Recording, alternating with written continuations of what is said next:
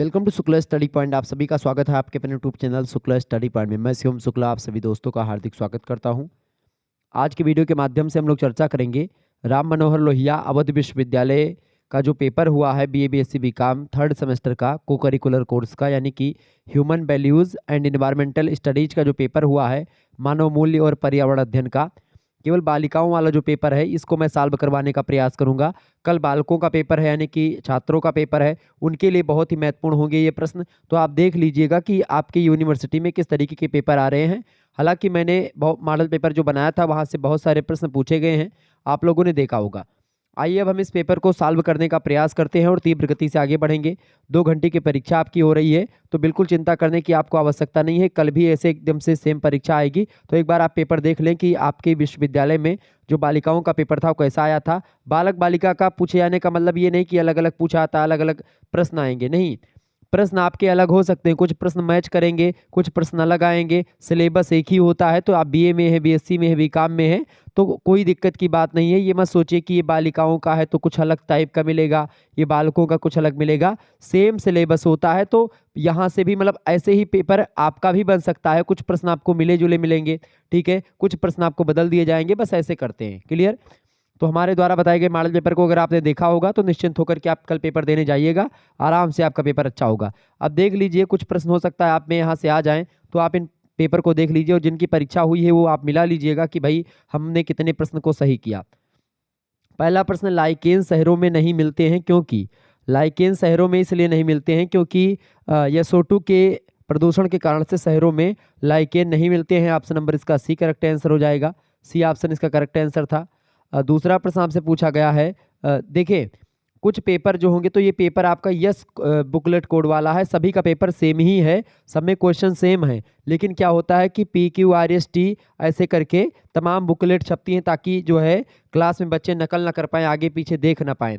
तो जिनका P वाला होगा उनमें क्वेश्चन की जो सीरीज होगी, यानी कि जैसे कि आप में पहला जो प्रश्न होगा वो Q वाले में जो है आपका हो सकता है 56 नंबर पे दिया हो, वही आपका यस नंबर पे हो सकता है जो आप में पहला दिया हो P वाले में, वो Q पर 56 में दिया होगा, तो वो यस में आपका दिया होगा जो है 97 नंबर पर हो सकता है दिया हो। जो पहला आपका P में है हो सकता है वो आपका जो है T में आपका दिया हो जो है 28 नंबर पर। ऐसे आपको अलग अलग करके दिया जाता है, ठीक है, श्रृंखला अलग अलग होती है।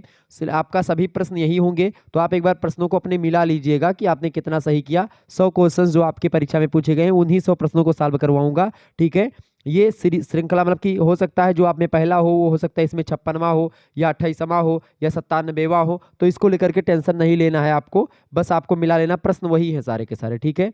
लाइकेन शहरों में नहीं मिलते क्योंकि SO2 के प्रदूषण के कारण से।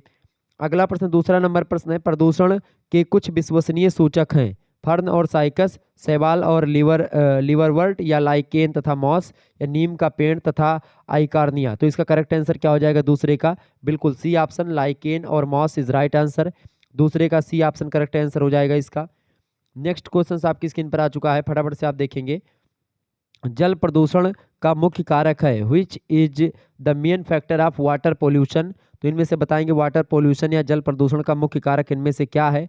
पीड़कनाशी, अपमार्जक, औद्योगिक व्यर्थ या NH3। मैंने आपको बताया था जो औद्योगिक वेस्ट होता है आपका,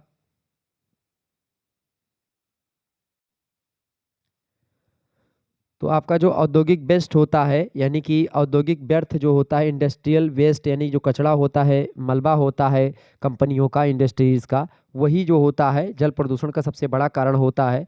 तो option number C correct answer होगा इसका। अगला क्वेश्चन आप देखेंगे, बहुत ही महत्वपूर्ण प्रश्न है, चौथा नंबर प्रश्न आप देखेंगे।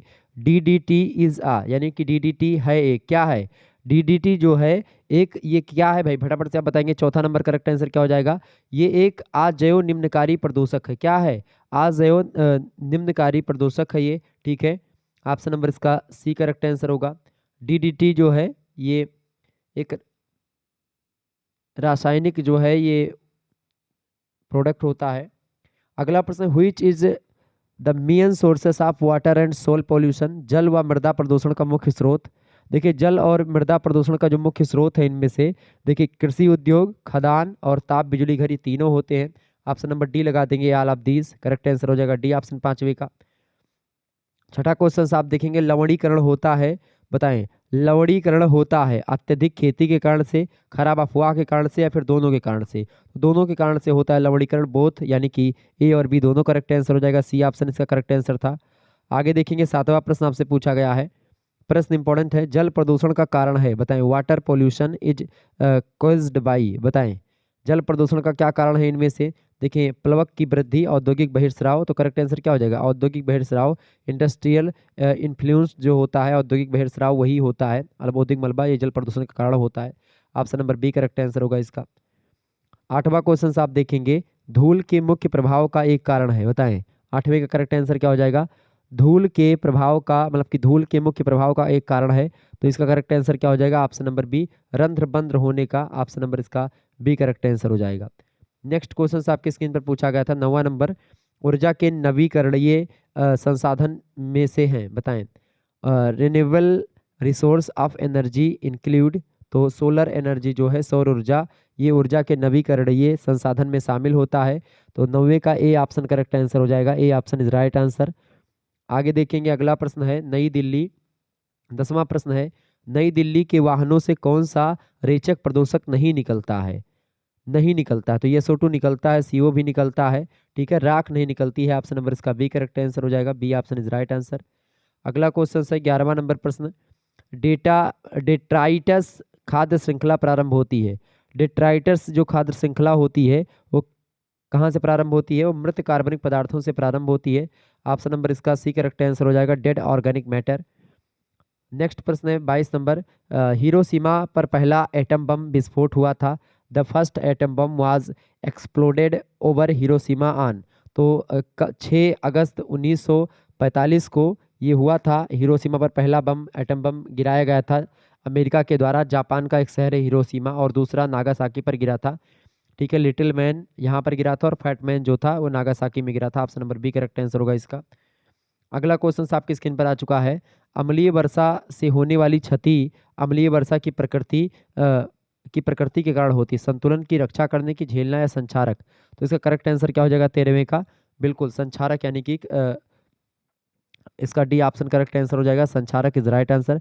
अम्लीय वर्षा से होने वाली क्षति अम्लीय वर्षा की संचारक प्रकृति के कारण से होती है। अगला प्रश्न है 14 नंबर प्रश्न है, जल प्रदूषण से नहीं होने वाला रोग। जल प्रदूषण यानी कि दूषित जल से कौन सा रोग नहीं होता? देखिए, पीलिया जल प्रदूषण से होती है, हैजा भी होता है, और पेचिस भी हो सकता है, ऑप्शन नंबर सी लगा देंगे। एड्स जो होता है ये जल प्रदूषण से नहीं होने वाला रोग है, सी ऑप्शन इसका करेक्ट आंसर होगा। अगला क्वेश्चन आपकी स्क्रीन पर आ चुका है, फटाफट से आप देखेंगे। 15वां नंबर प्रश्न है, रेड लिस्ट कौन प्रकाशित करता है, बताएं। रेड लिस्ट या रेड डाटा बुक जो होता है वो कौन प्रकाशित करता है? तो कौन प्रकाशित करता है भैया? वो करता है IUCN करता है, ऑप्शन नंबर इसका बी करेक्ट आंसर हो जाएगा, IUCN करेक्ट आंसर हो जाएगा, बी ऑप्शन। 16वां नंबर प्रश्न आपकी स्क्रीन पर पूछा गया, देखें, जलीय तंत्र में आसानी से गति करने वाले जीव क्या कहलाते हैं? बताएंगे फटाफट से। जलीय तंत्र में आसानी से गति करने वाले जो जीव होते हैं उनको बोला जाता है क्या? नेक्टॉन बोला जाता है, ऑप्शन नंबर इसका सी करेक्ट आंसर हो जाएगा। नेक्टॉन जो होते हैं जीव, ये गति करते हैं जल में ऊपर ऊपर। बेंथोस जो होते हैं वो नीचे रहने वाले प्राणी होते हैं, जल के तलिए एकदम से तल वाले भाग में, ठीक है, तो इसका सी करेक्ट आंसर होगा। आगे देखेंगे 17वां नंबर प्रश्न है, परितंत्र में क्या होते हैं? द इकोसिस्टम इंक्लूड्स, परितंत्र में जैविक और अजैविक, बिल्कुल जैविक और अजैविक घटकों का एक तंत्र होता है, उसी को परितंत्र बोलते हैं, इकोसिस्टम बोलते हैं। 17 नंबर का करेक्ट आंसर हो जाएगा ऑप्शन नंबर ए, जैविक और अजैविक कंपोनेंट मिल करके इकोसिस्टम का निर्माण करते हैं, ऑप्शन नंबर इसका करेक्ट आंसर होगा। अगला प्रश्न आपकी स्क्रीन पर आ चुका है, 18वां नंबर प्रश्न है, किसी खाद्य श्रृंखला की पहली कड़ी हरे पादप है क्योंकि वो विस्तृत रूप से वितरित होते हैं, बिल्कुल ठीक है। वे मृदा में भली प्रकार स्थिर भी होते हैं, ठीक है। केवल उन्हीं से सूर्य के प्रकाश की उपस्थिति में वायुमंडल की CO2 को स्थिर करने की क्षमता रहती है, बिल्कुल रहती है। ये तीनों करेक्ट आंसर हैं, C option all of the above, तीनों ऑप्शन बिल्कुल करेक्ट आंसर हैं, ठीक है, 18वें का, यानी कि डी ऑप्शन। 19 नंबर क्वेश्चन आप देखेंगे, भोपाल आपदा में कौन सी गैस निकली थी? मिथाइल आइसोसाइनेट, भोपाल गैस जो आपदा हुई थी उसमें निकली थी मिथाइल आइसोसाइनेट, ऑप्शन नंबर इसका बी करेक्ट आंसर हो जाएगा। अगला क्वेश्चन आपकी स्क्रीन पर पूछा गया था 20वां नंबर, जल चक्र को नियंत्रित करता है, hydrological cycle is under control of, बताएं। घास स्थल, वन, पादप फलक, या उपरिरोही, बताएं। तो वन जो होता है, फॉरेस्ट जो होता है, जल चक्र को नियंत्रित करता है, ऑप्शन नंबर इसका 20वें का बी करेक्ट आंसर हो जाएगा। अगला क्वेश्चन आपकी स्क्रीन पर आ चुका है, देखेंगे 21 नंबर प्रश्न, the lowest layer of atmosphere is, वायुमंडल की सबसे निचली परत कौन सी है। देखिए इसमें अंग्रेजी में दिया गया सबसे निचली परत होती है क्षोभ मंडल। क्षोभ मंडल को अंग्रेजी में क्या बोलते हैं, ट्रोपोस्फियर बोलते हैं। ऑप्शन नंबर इसका सी करेक्ट आंसर था। नेक्स्ट क्वेश्चन आपकी स्क्रीन पर आ चुका है, 22 नंबर प्रश्न आपसे पूछा गया था, भारत में 1936 में स्थापित पहला राष्ट्रीय उद्यान है। देखिए the first national park established in India in 1936 is, तो वो है आपका जिम कॉर्बेट राष्ट्रीय उद्यान। ऑप्शन नंबर इसका सी करेक्ट आंसर है, Jim Corbett is right answer. 22 का सी ऑप्शन करेक्ट आंसर हो जाएगा, उत्तराखंड में स्थित है। क्लियर, ये बात ध्यान रखेंगे। आगे देखेंगे अगला क्वेश्चन आपकी स्क्रीन पर आ चुका है, फटाफट से आप देखेंगे, बहुत ही महत्वपूर्ण प्रश्न है। नाभिकीय ऊर्जा किससे उत्पन्न होती है। Nuclear power is प्रोडक्टेड form, nuclear विखंडन से या तो बिल्कुल जब न्यूक्लियर फ्यूजन होता है वहीं से परमाणु विखंडन से नाभिकीय ऊर्जा उत्पन्न होती है। ऑप्शन नंबर इसका ए करेक्ट आंसर हो जाएगा 23 नंबर का। 24 नंबर क्वेश्चन आपकी स्क्रीन पर आ चुका है, फटाफट से आप देखेंगे, इंपॉर्टेंट प्रश्न है। वे पौधे जो शुष्क स्थानों पर उगते हैं वो क्या कहलाते हैं। तो वे पौधे जो शुष्क स्थानों पर उगते हैं यानी कि the plants that can grow in dry places are called, तो उनको क्या बोलते हैं, उनको हम लोग क्या बोलते हैं, उनको बोलते हैं जीरोफाइट्स। ऑप्शन नंबर इसका डी करेक्ट आंसर हो जाएगा। नेक्स्ट क्वेश्चन आपकी स्क्रीन पर आ चुका 25 नंबर, ऑल कंज्यूमर्स आर, सभी उपभोक्ता क्या होते हैं, सभी उपभोक्ता जो होते हैं परपोषी होते हैं। परपोषी मतलब कि वो दूसरों पर निर्भर करते हैं, उपभोक्ताएं जो होते हैं। ठीक है, option number C correct answer होगा। अगला क्वेश्चन से 26 नंबर प्रश्न देखेंगे, the organism of the base of food chain are, खाद्य श्रृंखला में आधारीय जीव होते हैं। खाद्य श्रृंखला में जो आधारीय जीव होते हैं वो होते हैं प्रकाश संश्लेषी पादप, यानी ऐसे जो पादप जो कि प्रकाश संश्लेषण की क्रिया करते हों वो अपना भोजन स्वयं निर्माण करते हैं, उन पर डिपेंडेंट होते हैं जो प्राथमिक उपभोक्ता होते हैं। प्राथमिक उपभोक्ता और प्रकाश संश्लेषी पादपों पर जो होते हैं डिपेंड होते हैं द्वितीयक उपभोक्ता, द्वितीयक उपभोक्ता और इन सभी पर डिपेंड होते हैं तृतीयक उपभोक्ता। ठीक है, ये बात ध्यान रखेंगे, बी ऑप्शन इसका करेक्ट आंसर हो जाएगा, फोटोसिंथेसिस प्लांट्स। नेक्स्ट क्वेश्चन आपकी स्क्रीन पर आ चुका 27 नंबर, देखेंगे प्रश्न, पारितंत्र के अजैविक संघटक निम्न में से कौन है। फटाफट से आप बताएंगे 27 का करेक्ट आंसर क्या हो जाएगा। ऑप्शन नंबर बी बिल्कुल करेक्ट आंसर हो जाएगा। क्या, पारितंत्र के अजैविक घटक निम्न में से कौन है, तो इनमें से कौन है,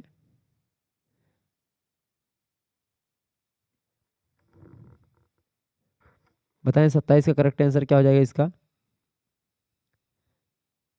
परितंत्र के अजैविक घटक, परितंत्र के अजैविक घटक में आपके खनिज चक्र, ऑप्शन नंबर इसका बी करेक्ट आंसर हो जाएगा। अगला क्वेश्चन आपकी स्क्रीन पर आ चुका है 28 नंबर, पोषी स्तर बनता है, बताएं पोषी स्तर किससे बनता है। पोषी स्तर जो बनता है वो खाद्य श्रृंखला से बनता है। ऑप्शन नंबर इसका खाद्य श्रृंखला से जुड़े हुए सभी जीवों से बनता है। Option number D correct answer हो जाएगा। अगला प्रश्न आपकी स्क्रीन पर आ चुका है, फटाफट से आप देखेंगे, प्रश्न है, एक पादप जो शाकाहारी खाते हैं यानी कि a plant is eaten by a hairy herbivore which in turn is eaten by a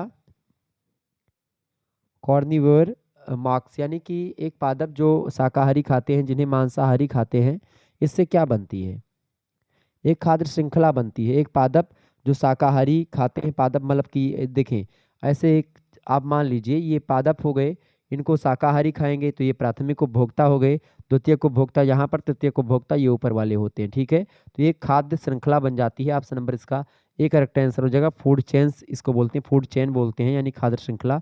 29 का ए ऑप्शन करेक्ट आंसर हो जाएगा, A option is right answer. आगे देखिएगा अगला प्रश्न आपकी स्क्रीन पर आ चुका है, the important of ecosystem lies in, यानी कि परितंत्र का महत्व होता है, परितंत्र का महत्व होता है ऊर्जा प्रवाह में, खनिज चक्रण में या दोनों में, बताएं तो करेक्ट आंसर क्या हो जाएगा 30 नंबर का, बिल्कुल दोनों में, ऊर्जा प्रवाह और खनिज चक्रण दोनों में परितंत्र का महत्व होता है। सी ऑप्शन इसका करेक्ट आंसर होगा। अगला क्वेश्चन आपकी स्क्रीन पर आ चुका है, full form of AQI, AQI का पूर्ण रूप क्या है, एयर क्वालिटी इंडेक्स बोलते हैं, वायु गुणवत्ता सूचकांक। ऑप्शन नंबर इसका सी करेक्ट आंसर हो जाएगा। अगला क्वेश्चन आपकी स्क्रीन पर आ चुका है, संयुक्त राष्ट्र पर्यावरण कार्यक्रम UNEP का शुरुआत कब हुई। तो UNEP की शुरुआत कब हुई है, वो हुई है जून में शुरू हुआ है। ठीक है, जून 1972। ऑप्शन नंबर इसका बी करेक्ट आंसर हो जाएगा। 33 नंबर क्वेश्चन आप देखेंगे, प्रश्न आपकी स्क्रीन पर आ चुका, इंपॉर्टेंट प्रश्न है परीक्षा की दृष्टि से, ध्यान रखेंगे इस बात को। प्रश्न क्या है, प्रश्न है, अर्थ आवर कार्यक्रम किस वर्ष शुरू किया गया था? तो अर्थ आवर जो कार्यक्रम है वो किस वर्ष शुरू किया गया था? 31 मार्च को शुरू किया गया था 2007 में। ठीक है, ऑप्शन नंबर इसका बी करेक्ट आंसर हो जाएगा। 2007 इज राइट आंसर। ये सिडनी ऑस्ट्रेलिया में शुरू हुआ था। क्लियर, ये बात ध्यान रखेंगे।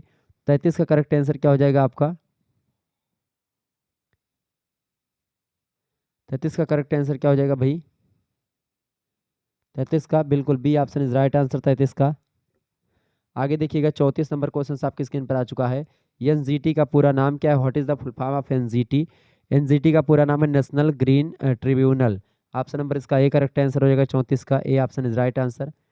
नेक्स्ट क्वेश्चन आपकी स्क्रीन पर आ चुका है। NGT has banned kite string made of which material? NGT ने सामग्री से बनी, मतलब किस सामग्री से बनी पतंग डोर पर प्रतिबंध लगा दिया? नायलॉन की डोर पर भी प्रतिबंध लगाया है। इसके अलावा कोई भी सिंथेटिक सामग्री से अगर डोरा बनता है तो उसको भी उड़ाने से रोक लगाया है। और प्लास्टिक भी आप लगा सकते, तो इसमें डी ऑप्शन अगर दिया है। वैसे अगर ये कोई सिंथेटिक आपका सामग्री ना दिया होता तो केवल नायलॉन आपका लग जाता, लेकिन ये भी दिया है, ये भी दिया है। इन दोनों को बैन किया, उसमें प्लास्टिक भी आपका आ जाएगा, क्योंकि इससे चिड़ियों को बड़ा नुकसान होता है, इसीलिए इसको बैन किया गया है। ऑप्शन नंबर इसका डी लगा देंगे, करेक्ट आंसर हो जाएगा। D option is right answer. Okay, अगला क्वेश्चन आपकी स्क्रीन पर आ चुका है। 36 नंबर प्रश्न है। तालाब पारिस्थितिकी तंत्र का प्राथमिक उत्पादक, फटाफट से आप बताएंगे। तालाब पारिस्थितिकी तंत्र का प्राथमिक उत्पादक जो होता है, प्राथमिक उत्पादक की बात हो रही है 36 का, बिल्कुल सी ऑप्शन। फाइटोप्लैंक्टन जो होता है ये प्राथमिक उत्पादक होता है। अगला प्रश्न सी ऑप्शन इसका करेक्ट आंसर होगा 37 का, मतलब 36 का। 37 नंबर है 37 का। AQI में हरे रंग का क्या अर्थ है? हरे रंग का मतलब होता है गुड एयर क्वालिटी इंडेक्स, यानी कि इसका बी करेक्ट आंसर हो जाएगा। अगला क्वेश्चन है 38 नंबर प्रश्न है। कोई, मतलब किससे कोई वायुमंडलीय प्रदूषण नहीं होता है? देखिए SO2 से वायुमंडलीय प्रदूषण होता है, CO2 से भी और CO से भी होता है। H2 यानी हाइड्रोजन गैस से नहीं होता है। ऑप्शन नंबर इसका ए करेक्ट आंसर होगा। अगला प्रश्न आपकी स्क्रीन पर आ चुका है। 39 नंबर क्वेश्चन आप देखेंगे, इंपॉर्टेंट प्रश्न है। एक खाद्य जाल से मिलकर के क्या बनता है? एक खाद्य से जाल से मिलकर के क्या बनता है? कई परस्पर जुड़ी खाद्य श्रृंखलाएं बनती हैं। ऑप्शन नंबर इसका सी करेक्ट आंसर हो जाएगा। मेनी इंटरकनेक्टेड फूड चेन बनते हैं। अगला क्वेश्चन आप देखेंगे 40 नंबर प्रश्न आपकी स्क्रीन पर आ चुका है। प्रश्न, सतत विकास का प्रयोग सबसे पहले किसने किया? तो ब्रंटलैंड रिपोर्ट में, ब्रुंटलैंड रिपोर्ट या ब्रंटलैंड रिपोर्ट अलग अलग जगहों पर मिलता है। तो यहाँ पर क्या लिखा है? यहाँ पर देखेंगे तो इसका करेक्ट आंसर क्या हो जाएगा? B option. ब्रंटलैंड रिपोर्ट में सतत विकास शब्द का प्रयोग पहली बार किया गया। बी ऑप्शन करेक्ट आंसर होगा। 41 नंबर क्वेश्चन है। वन संरक्षण अधिनियम 1980 कब लागू हुआ? वन संरक्षण अधिनियम 1980 जो लागू हुआ है 1 मार्च 1986 को लागू हुआ। ऑप्शन नंबर इसका बी करेक्ट आंसर हो जाएगा। वन संरक्षण अधिनियम 1980 कब लागू हुआ? एक मिनट। 41 का करेक्ट आंसर क्या हो जाएगा? 41 का आप देखेंगे यहाँ पर वन संरक्षण अधिनियम की बात की जा रही है 1980। ये 1980 में ही लागू हुआ है, 28 अक्टूबर 1980 को लागू हुआ है। यहाँ पर ऑप्शन में 1986 सब जगह दिया हुआ है, तो ये ऑप्शन इसमें से चारों का गलत ऑप्शन दिया हुआ है। ठीक है, ये जो वन संरक्षण अधिनियम जो लागू हुआ था, ये लागू हुआ है 28 अक्टूबर को, 28 अक्टूबर 1980 को। ये बात ध्यान रखेंगे। पर्यावरण संरक्षण जो कानून लागू हुआ है वो 1986 में लागू हुआ है। क्लियर, तो यहाँ पर ऑप्शन नंबर कोई सही नहीं होगा। यहाँ पर अगर 1 अक्टूबर दिया है तो यहाँ पर आप 19 अक्टूबर करके यहाँ पर आप 80 कर सकते हैं, तो आपका करेक्ट आंसर ये डी हो सकता है। तो ये प्रश्न आपको मैंने बता दिया। वन संरक्षण जो अधिनियम है ये लागू कब हुआ है? 28 अक्टूबर को लागू हुआ है। 28 अक्टूबर को लागू हुआ है। ठीक है, और कितने 1980 में ही लागू हो गया है, ये बात ध्यान रखेंगे। ठीक है, तो इसका थोड़ा सा करेक्ट आंसर इसमें मिसप्रिंट है या फिर कुछ है। ठीक है, आगे देखेंगे। अगला क्वेश्चन आपकी स्क्रीन पर आ चुका है। प्रश्न है क्योटो प्रोटोकॉल कब अपनाया गया? तो क्योटो प्रोटोकॉल जो अपनाया गया है वो कब अपनाया गया है? तो वो अपनाया गया कब भाई? वो अपनाया गया है 1997 में। ऑप्शन नंबर इसका बी करेक्ट आंसर हो जाएगा। क्योटो प्रोटोकॉल जो अपनाया गया है वो 11 दिसंबर को अपनाया गया 1997 में। जापान के एक शहर है क्योटो, तो वहीं पर यह सम्मेलन हुआ था, वहीं पर अपनाया गया था। Option number B correct answer होगा। Kyoto protocol is related with, Kyoto protocol जो है वो किस चीज़ से संबंधित है? तो ग्लोबल वार्मिंग से रिलेटेड है। ऑप्शन नंबर इसका सी करेक्ट आंसर होगा। अगला प्रश्न आपकी स्क्रीन पर आ चुका है। When was world life fund, WWW, sorry world wide fund होना चाहिए यहाँ पर। ठीक है, विश्व वन्य जीव कोष की बात हो रही है।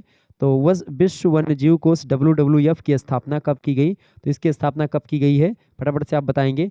इसकी स्थापना जो की गई है वो की गई 19 अप्रैल 1961 को। ऑप्शन नंबर इसका बी करेक्ट आंसर होगा। अगला क्वेश्चन आपकी स्क्रीन पर आ चुका है। विश्व प्रकृति संगठन WNO कब स्थापित हुआ? तो WNO जो स्थापित हुआ है वो 3 अक्टूबर 2010 को स्थापित हुआ। ऑप्शन नंबर इसका बी करेक्ट आंसर हो जाएगा। WNO is right answer. मतलब 45 का करेक्ट आंसर क्या हो जाएगा? B option. नेक्स्ट क्वेश्चन आपकी स्क्रीन पर आ चुका है, फटाफट से आप देखेंगे। प्रश्न है हाउ मतलब महात्मा गांधी ने कितने पाप की अवधारणा दी है? 7 पापों की अवधारणा दी महात्मा गांधी ने। ए ऑप्शन करेक्ट आंसर हो जाएगा। 47 नंबर क्वेश्चन है। मानवीय मूल्य आवश्यक हैं स्वयं के साथ सद्भाव में रहने के लिए। बिल्कुल ऑप्शन नंबर 47 का ए करेक्ट आंसर हो जाएगा।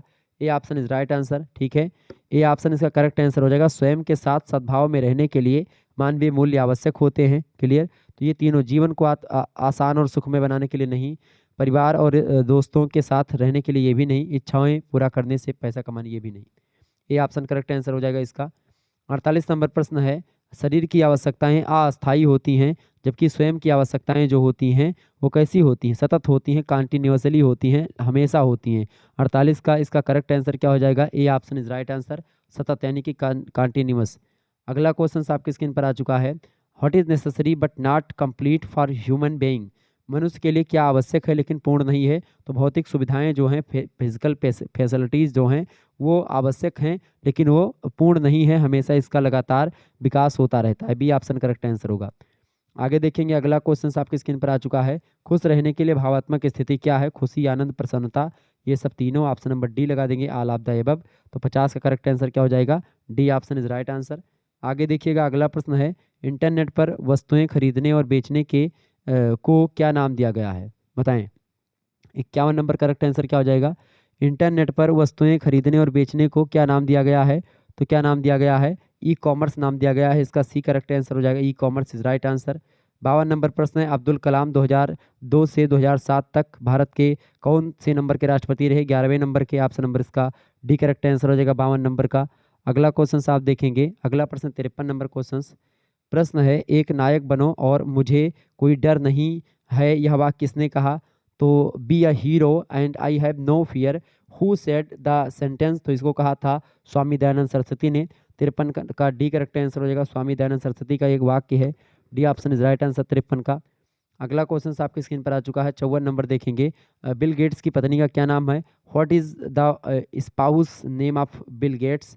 तो मेलिंडा गेट्स उनका नाम है। Option number A correct answer होगा। अगला प्रश्न है 55 नंबर प्रश्न है। रिश्वत अधिनियम 2010 UKVA कब लागू हुआ? UKVA कब लागू हुआ बताएं। 2010 में रिश्वत अधिनियम जो लागू हुआ वो कब लागू हुआ था? ये बना था 2010 में लेकिन लागू जो हुआ है ये लागू हुआ है 1 जुलाई 2011 को। ऑप्शन नंबर इसका सी करेक्ट आंसर होगा। अगला प्रश्न है 56 नंबर। अजीम प्रेम जी का जन्म 24 जुलाई को कब हुआ था? 1945। बिल्कुल, इसका करेक्ट आंसर क्या हो जाएगा? एक मिनट। अजीम प्रेम जी का जन्म 24 जुलाई 1900 कब हुआ था? 1900। बिल्कुल, 56 का करेक्ट आंसर क्या हो जाएगा? 1945 is right answer. Option number A correct answer होगा। अगला प्रश्न आपकी स्क्रीन पर आ चुका है, फटाफट से आप देखेंगे। आगे देखिएगा, अगला प्रश्न 57 नंबर। अजीम प्रेम जी के अध्यक्ष और मुख्य कार्यकारी अधिकारी बताएं। मतलब किसके अधिकारी? अजीम प्रेम जी जो हैं विप्रो के अध्यक्ष और मुख्य कार्यकारी अधिकारी, मतलब कि चीफ एग्जीक्यूटिव ऑफिसर यानी CEO हैं। ऑप्शन नंबर इसका सी करेक्ट आंसर है, विप्रो लिमिटेड के। सी ऑप्शन करेक्ट आंसर होगा। अगला प्रश्न है, बिल गेट्स ने माइक्रोसॉफ्ट आरंभ कब किया था? तो बिल गेट्स ने माइक्रोसॉफ्ट कब आरंभ किया था? वो आरंभ किया था 4 अप्रैल 1975 को। Option number A correct answer हो जाएगा इसका। अगला प्रश्न आपकी स्क्रीन पर आ चुका है 59 नंबर। आचार नीति एक क्या है? आचार नीति एक क्या है? सकारात्मक, प्रयुक्त या मानक? आचार नीति या ethics is a normative science, यानी कि मानक है ये। ऑप्शन नंबर इसका सी करेक्ट आंसर हो जाएगा। मानक विज्ञान है आचार नीति, या जो आपका नीति शास्त्र होता है आचार नीति। अगला क्वेश्चन 60 नंबर प्रश्न है। अस्थायी विकास में पिलर का एक नाम बताएं। तो देखें, अस्थायी विकास के लिए 3 पिलर होते हैं, आर्थिक, सामाजिक और एक और है आपका। ठीक है, तो आर्थिक इसमें दिया है, बी ऑप्शन करेक्ट आंसर हो जाएगा। Economic is right answer. अगला प्रश्न 61 नंबर क्वेश्चन। पसंद करने की स्थिति और मन की एक समग्र और सभी को शामिल करने वाली स्थिति क्या है जो आंतरिक सद्भाव पैदा करती है? तो इसका करेक्ट आंसर क्या हो जाएगा? बिल्कुल, खुशी बोलते हैं उसको। ऑप्शन नंबर इसका बी करेक्ट आंसर हो जाएगा। अगला क्वेश्चन आपकी स्क्रीन पर आ चुका है 62 नंबर। समय दृष्टिकोण में से है एक, बताएं। समय दृष्टिकोण में से एक क्या है? मनोवैज्ञानिक है, one of the holistic approach, इनमें से साइकोलॉजिकल बिल्कुल 62 का, बी ऑप्शन करेक्ट आंसर, मनोवैज्ञानिक इज राइट आंसर। अगला क्वेश्चन, भगवत गीता क्या है? What is Bhagavad Gita? भगवत गीता राजकुमार अर्जुन और भगवान श्री कृष्ण के बीच संवाद का एक रूप है, बी ऑप्शन करेक्ट आंसर होगा। अगला प्रश्न, स्वयं क्या है? What is self? सेल्फ जो है शरीर है, option number D correct answer जो है human body, D option is right answer. अगला प्रश्न है, व्हाट इज धर्मा? धर्म क्या है बताएं?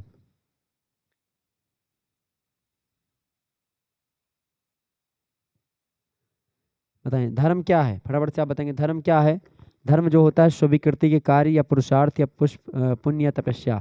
बताएं करेक्ट आंसर क्या हो जाए? 65 का करेक्ट आंसर। देखें जो है एक्शन ऑफ एक्सेप्टेंस, बिल्कुल स्वीकृति के कार्य होते हैं धर्म, डी ऑप्शन इसका लगा सकते हैं।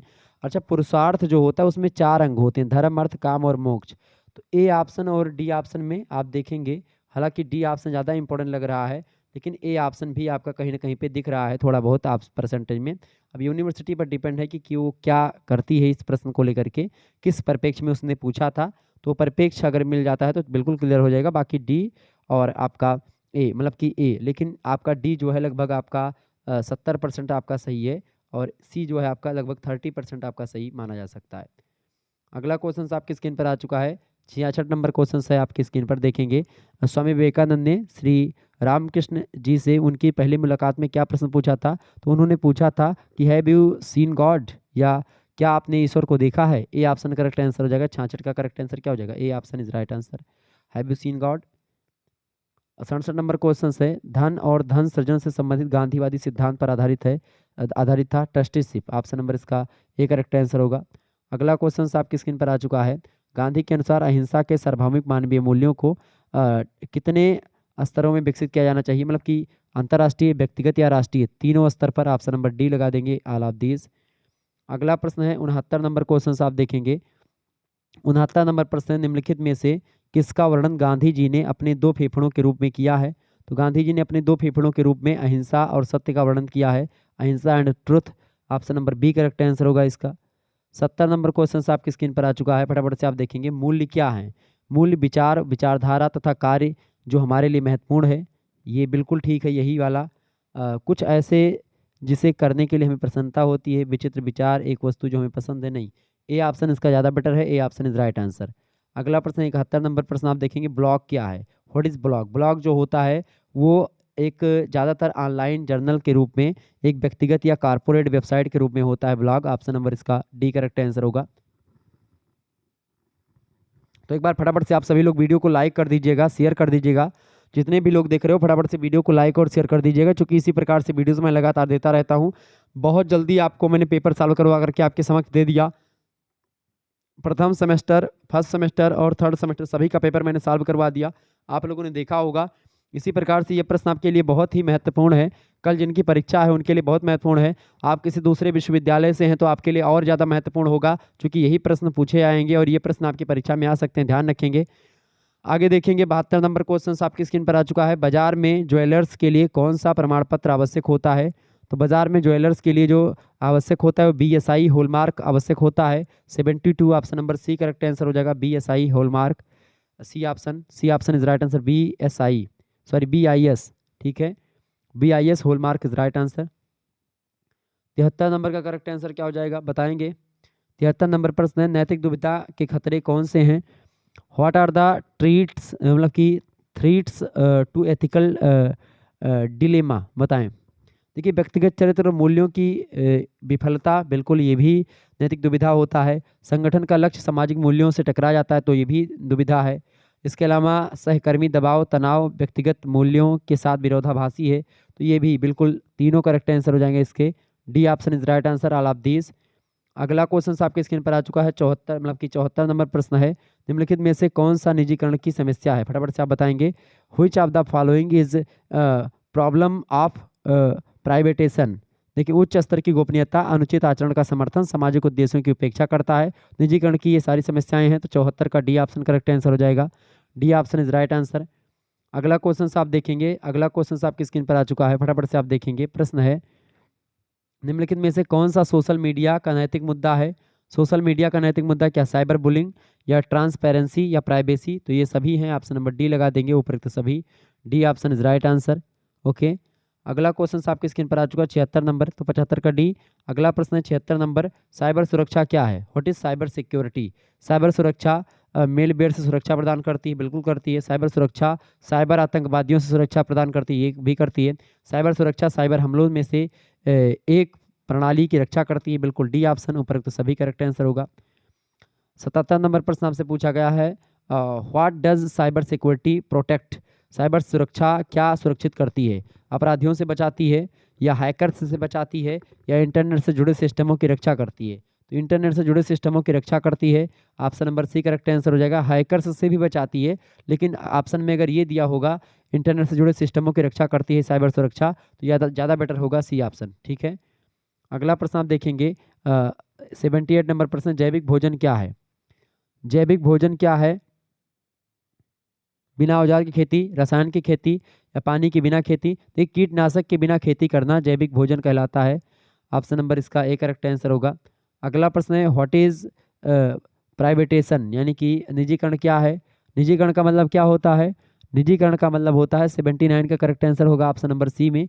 निजीकरण स्वामित्व का एक तरीका होता है, option number C correct answer हो जाएगा। अगला क्वेश्चन है 80 नंबर प्रश्न आप देखेंगे, आईएसआई मार्क प्रमाणीकरण चिन्ह है डैश उत्पादों में बताएं? एग्रो उत्पादों में, औद्योगिक उत्पादों में, बिल्कुल। तो आईएसआई जो है, आईएसआई मार्क जो है सर्टिफिकेशन मार्क्स फॉर इंडस्ट्रियल या इंडस्ट्रियल प्रोडक्ट इन इंडिया, यानी कि औद्योगिक उत्पादों में। ऑप्शन नंबर इसका बी करेक्ट आंसर होगा। अगला प्रश्न आपका देखेंगे 81 नंबर है, Agmark is guarantee of standard. Agmark मानक की गारंटी करता है, आकार, मात्रा, वजन किसका? गुणवत्ता की, क्वालिटी का मापन करता है। ऑप्शन नंबर इसका डी करेक्ट आंसर हो जाएगा। 82 नंबर प्रश्न है, how many our basic values? तो हमारे बेसिक जो मूल्य है वो लगभग कितने हैं? 8 होते हैं, option number C correct answer हो जाएगा। कहीं कहीं पर आपको 6 भी मिलते हैं, कहीं कहीं पर आपको 8 भी मिलते हैं, ये बात ध्यान रखेंगे। तो दोनों में डिबेट है। देखिए बेसिक वैल्यू जो होते हैं कई होते हैं, इसमें आप किस आधार पर प्रश्न पूछा गया है ये ध्यान देने योग्य बात है, ठीक है। तो यहाँ पर कोई आधार दिया नहीं है, तो 6 8 दोनों हो सकते हैं। आगे देखेंगे अगला क्वेश्चन से, हालांकि 8 ज़्यादा इंपॉर्टेंट है, चूंकि 8 वैल्यू कई जगहों पर आपको मैंने पढ़ा है, किस पुस्तकों में 6 वैल्यू भी पढ़ा है, 4 वैल्यू भी पढ़ा है, ठीक है। आगे देखेंगे 83 नंबर प्रश्न है, मुख्य प्रकार के एकाधिकार हैं? देखें टेक्नोलॉजिकल मोनोपोली, बिल्कुल ठीक है। तकनीकी आधार मतलब एकाधिकार, एक एकाधिकार का प्रकार है, ये ऑप्शन करेक्ट आंसर हो जाएगा। अगला क्वेश्चन आपकी स्क्रीन पर आ चुका, नैतिक दुविधा क्या है? नैतिक दुविधा क्या होती है? 84 का करेक्ट आंसर क्या हो जाएगा? नैतिक दुविधा की अगर बात की जाए तो देखिए नैतिक दुविधा जो होती है इसका डी ऑप्शन करेक्ट आंसर हो जाएगा। मूल्य के बीच नैतिक संघर्ष जब होते हैं उसी को नैतिक दुविधा बोलते हैं, moral conflict between values. Option number इसका डी करेक्ट आंसर होगा। 85 नंबर क्वेश्चन आपकी स्क्रीन पर आ चुका है, फटाफट से आप देखेंगे। 85 नंबर प्रश्न है, साइबर सुरक्षा का नैतिक मुद्दा कौन सा है? Which is the ethical issues of cyber security? Cyber security का नैतिक मुद्दा इनमें से कौन सा है? देखिए नैतिक मुद्दा की अगर बात की जाए 85 का करेक्ट आंसर क्या हो जाएगा? गोपनीयता का आक्रमण, हैकिंग और कॉपीराइट इन्फ्रिंजमेंट। डी ऑप्शन लगा देंगे उपरोक्त सभी ऑल ऑफ दीज। अगला क्वेश्चन आपकी स्क्रीन पर आ चुका है 86 number, what is case study? Case study क्या है? एक व्यक्ति समूह के बारे में गहन अध्ययन करना केस स्टडी कहलाता है। Option number D correct answer होगा इसका। 87 नंबर प्रश्न आपसे पूछा गया था, निर्णय जो अक्सर और प्रकृति में दोहराव वाले होते हैं वो कहलाते हैं क्रमादेशित निर्णय, या गैर क्रमादेशित निर्णय, या प्रमुख निर्णय, या क्रियात्मक निर्णय? तो 87 का करेक्ट आंसर जो जानते हैं क्या होगा? बिल्कुल क्रमादेशित निर्णय होते हैं, ऑप्शन नंबर इसका बी करेक्ट आंसर हो जाएगा। निर्णय जो अक्सर प्रकृति में दोहराव वाले होते हैं वो क्रमादेशित निर्णय होते हैं। अगला क्वेश्चन है 88 नंबर, विधायी कारपोरेट सामाजिक उत्तरदायित्व यानी CSR ज्वाला जो दुनिया में पहला देश है सोशल रिस्पॉन्सिबिलिटी वाला, ठीक है।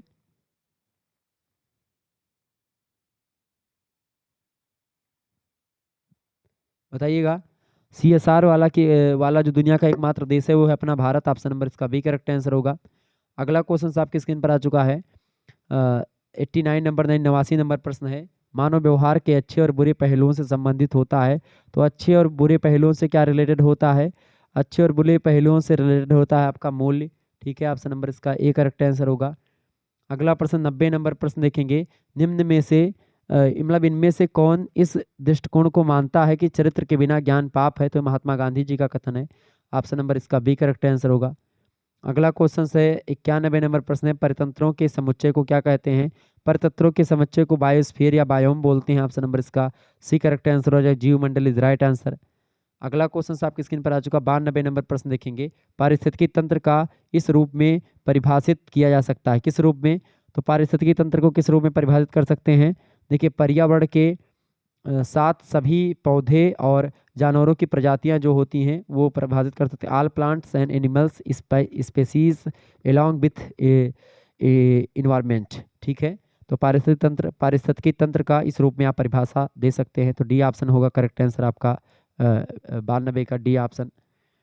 93 नंबर क्वेश्चन आप देखेंगे, अबायोटिक इज आल्सो कॉल्ड, अजैविक को भी कहा जाता है। 93 करेक्ट आंसर क्या हो जाएगा? बिल्कुल, अजैविक को कहा जाता है भौतिक वातावरण या पर्यावरण। बिल्कुल करेक्ट आंसर क्या हो जाएगा? अजैविक संगठकों को भौतिक वातावरण या भौतिक पर्यावरण कहा जाता है। ठीक है, तो abiotic is also called physical environment बोल सकते हो उसको। B option is right answer. Next question आप देखेंगे, 94 नंबर प्रश्न है, एक पारितंत्र में पौधे होते हैं, तो एक पारितंत्र में जो पौधे होते हैं वो उत्पादक होते हैं। 94 का करेक्ट आंसर क्या हो जाएगा? 94 का बिल्कुल A option is right answer, उत्पादक होते हैं पौधे, प्रोड्यूसर्स होते हैं। अगला क्वेश्चन आपकी स्क्रीन पर आ चुका है, 95 नंबर प्रश्न है, पारितंत्र में द्वितीय को भोक्ता मांसाहारी होते हैं। ऑप्शन नंबर इसका सी करेक्ट आंसर हो जाएगा, अधिकतर मांसाहारी होते हैं द्वितीय को भोक्ता। ठीक है, आगे देखेंगे, अगला क्वेश्चन आपकी स्क्रीन पर आ चुका है, 96 नंबर प्रश्न है, यूट्रोफिकेशन का क्या अर्थ है? यूट्रोफिकेशन का क्या अर्थ है? 96 का करेक्ट आंसर क्या हो जाएगा? यूट्रोफिकेशन का क्या अर्थ होता है, फटाफट से आप बताएंगे। द्वितीय को भोक्ता की अगर बात की है, द्वितीय को भोक्ता जो होते हैं मांसाहारी और सर्वाहारी कैटेगरी में भी कहीं कहीं पर आते हैं, कहीं कहीं पर। जैसे आप देखेंगे, अगर पारितंत्र बना, जैसे मान लेते हैं घास फूस हो गई, घास फूस कौन खाएगा? प्राथमिक उत्पादक हो गए। द्वितीय प्राथमिक उपभोक्ता में केंद्र का क्या होगा? देखिए यहाँ पर कुछ जैसे मान लेते हैं, यहाँ पर जैसे बकरी वगैरह हो गई, यहाँ पर मनुष्य भी आप रख सकते हैं, सर्वाहारी में आता है, जो बकरी को खाता है। ठीक है, और सब चीज़ को खाता है। लेकिन अधिकतर जो होता है, अधिकतर पारतंत्र में द्वितीयक उपभोक्ता जो होते हैं मांसाहारी की कैटेगरी में आते हैं, द्वितीयक और तृतीयक। ठीक है, सी ऑप्शन करेक्ट आंसर होगा। आगे देखेंगे, प्रश्न क्या आपको दिया गया है, यूट्रोफिकेशन का मतलब क्या होता है? 96 नंबर।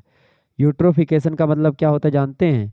यूट्रोफिकेशन का मतलब होता है अतिरिक्त पोषण के कारण जल स्रोत का जलीय पदार्थों से भर जाना, यूट्रोफिकेशन कहा जाता है। तो 96 नंबर का करेक्ट आंसर हो जाएगा बी ऑप्शन। ठीक है, B option is right answer.